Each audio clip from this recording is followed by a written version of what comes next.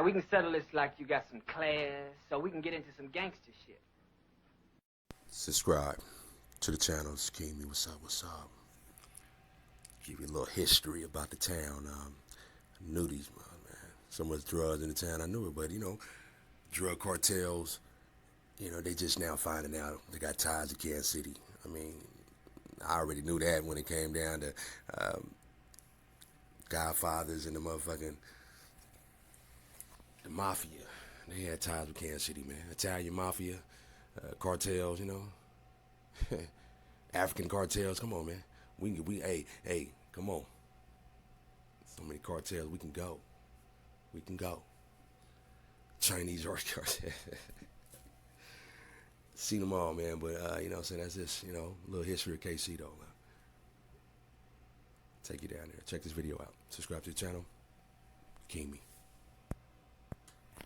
Cartel drug lord El Chapo became a household name, but now that he's in prison, another cartel is poised to take territory, including right here in KC.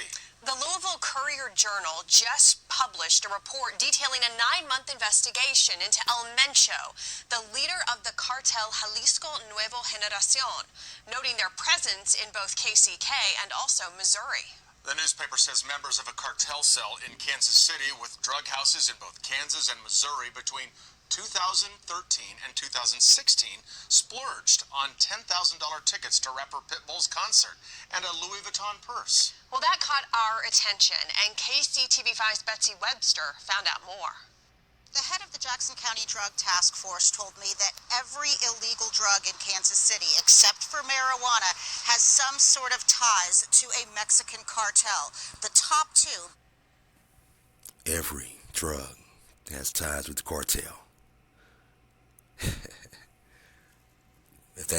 Put that in your history book. But you know what? That ain't really nothing new because, cartel is everywhere. You go to Chicago, they got Cartel Chicago.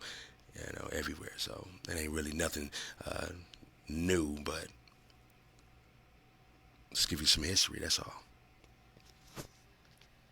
It's a fucking shame anyway, man. That means it's just so much drugs in the city. Sad, because, that means generations after that, generations, they're just getting dumber and dumber and just killing each other. Just makes me feel that, hey, the cartel is pretty much the devil's, man. Is making these niggas just wild out. But, you can't blame even the cartel. You got to go to the higher source than that. Can't blame certain people. You got to go to the source. Took me a long time to figure that out. Took me a long time to discipline myself to that, because that's Being Sinaloa and CJNG out of Jalisco. When you think illegal drugs, you might think of people in and out at all hours, but cartel leaders live in much more discreet setups. Jackson County Drug Task Force officer in charge, Dan Cummings, asked that we not show his face because he works in covert operations. She had wife, 3 children, I think. They were all in school over in Raytown. Nice middle-class family. That's his recollection of a Sinaloa captain who was living in the metro a couple of years ago using construction and remodeling as his front. Picture this, 5-gallon buckets of paint. Well, some of them were filled with paint and others were filled with liquid methamphetamine. You could leave a lot of that sitting around a fixer-upper and exchanging hands with little suspicion. We were buying multiple kilos of methamphetamine at Home Depot. Unbeknownst to the store, his undercover crew would routinely pick up product in parking lots in the middle of the day. He was not familiar with the CJNG splurge at the Sprint Center on $10,000 tickets to a Pitbull concert, but says CJNG cells have existed on and off all around the metro, to include not just KCMO and KCK, but Lee Summit, Belton, Grandview, Raytown, Independence, and Overland Park. There are dozens and dozens of established cells working right now in this area.